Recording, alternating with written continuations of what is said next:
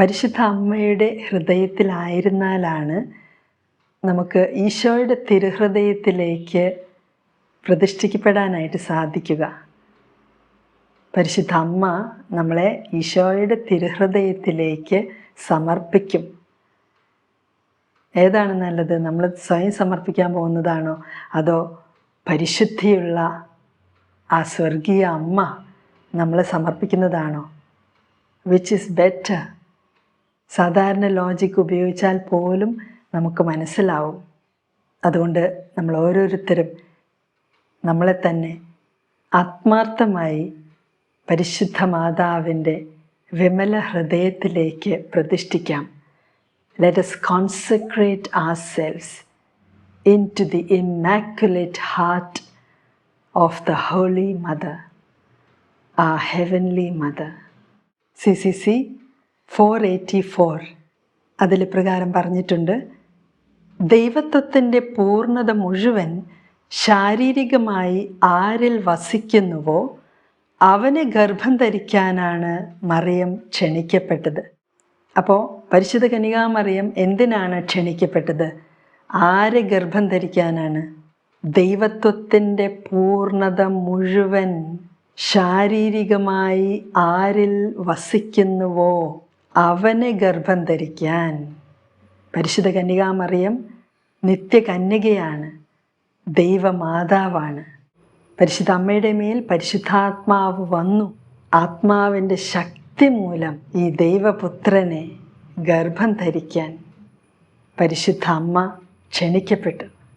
485 പറയുന്നുണ്ട്, കന്യകാമറിയത്തിൻ്റെ ഉദരത്തെ പവിത്രീകരിക്കുവാനും അവളിൽ നിന്ന് എടുക്കപ്പെട്ട മനുഷ്യപ്രകൃതിയിൽ പിതാവിൻ്റെ നിത്യസുതനെ ഗർഭം ധരിക്കുവാനായി അവളെ സജ്ജീകരിച്ചുകൊണ്ട് ദൈവികമായി ഗർഭധാരണം സാധ്യമാക്കുവാനുമാണ് കർത്താവും ജീവദാതാവുമായ പരിശുദ്ധാത്മാവ് അയക്കപ്പെട്ടത്. അപ്പോൾ പരിശുദ്ധാത്മാവ് പരിശുദ്ധ കന്യകാമറിയത്തിൻ്റെ ഉദരത്തെ പവിത്രീകരിച്ചു, അവളെ സജ്ജീകരിച്ചു. So beautiful. ദൈവപുത്രൻ മനുഷ്യനായി അവതരിക്കാൻ ദൈവം നടത്തിയ ആ ഒരു തയ്യാറെടുപ്പ്, പ്രിപ്പറേഷൻ, സോ ബ്യൂട്ടിഫുൾ. നമ്മുടെ ബുദ്ധിക്ക് അതീതമായിട്ടുള്ള ഈ കാര്യങ്ങൾ പരിശുദ്ധാത്മാവ് നമ്മുടെ ആത്മാവിൽ, നമ്മുടെ ഹൃദയത്തിൽ വെളിപ്പെടുത്തി തരും. എപ്പോൾ നമുക്ക് അതൊക്കെ അറിയാനും അത് ധ്യാനിക്കാനും അതിനനുസരിച്ച് ജീവിതം ക്രമപ്പെടുത്താനുമുള്ള ആ ഒരു ആഗ്രഹവും ചെറിയ ചെറിയ സ്റ്റെപ്പുകൾ നമ്മൾ എടുക്കുമ്പോഴും. CCC 486 എന്താണ് പറയുന്നത്? പിതാവിൻ്റെ ഏകപുത്രൻ ദി ഓൺലി സൺ, കന്യകാമറിയത്തിൻ്റെ ഉദരത്തിൽ മനുഷ്യനായി ഉരുവായവൻ, നിത്യപിതാവിൻ്റെ നിത്യപുത്രൻ ഒരു മനുഷ്യനായ പരിശുദ്ധ കന്യകാമറിയത്തിൻ്റെ ഉദരത്തിൽ മനുഷ്യനായി ഉരുവായി. ക്രിസ്തു അഭിഷിക്തൻ, പരിശുദ്ധാത്മാവിനാൽ നിറഞ്ഞവൻ, പരിശുദ്ധാത്മാവാകുന്ന അഭിഷേകത്താൽ പൂരിതനായവൻ. CCC 488 നമ്മൾ വായിക്കുന്നുണ്ട്, 488, ദൈവം തൻ്റെ പുത്രനെ അയച്ചു, എന്നാൽ അവന് ഒരു ശരീരം തയ്യാറാക്കാൻ ഒരു സൃഷ്ടിയുടെ സ്വതന്ത്ര സഹകരണം വേണമെന്ന് തീരുമാനിച്ചു.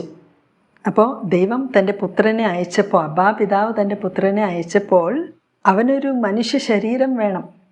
ആ മനുഷ്യ ശരീരം തയ്യാറാക്കാനായിട്ട് അവന് മനുഷ്യനായിട്ടുള്ള ഒരു അമ്മ വേണം, ഒരു സൃഷ്ടിയുടെ സ്വതന്ത്ര സഹകരണം വേണം.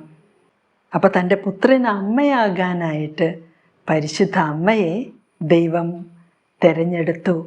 അപ്പോൾ ദൈവപുത്രൻ്റെ മനുഷ്യാവതാരത്തിന് മുമ്പായിട്ട് ഈ അമ്മയുടെ സമ്മതം ലഭിക്കണം എന്ന് ദൈവം തീരുമാനിച്ചു.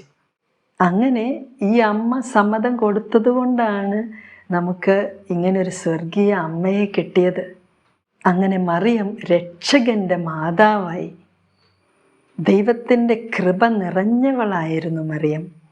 ഗബ്രിയേൽ ദൂതൻ പറയുന്നുണ്ട്.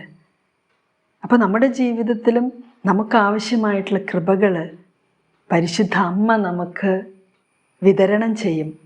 പരിശുദ്ധ റുഹാ തമ്പുരാനിൽ നിന്ന് വാങ്ങിച്ച് നമുക്ക് വിതരണം ചെയ്യുന്നത് പരിശുദ്ധ അമ്മയാണ്.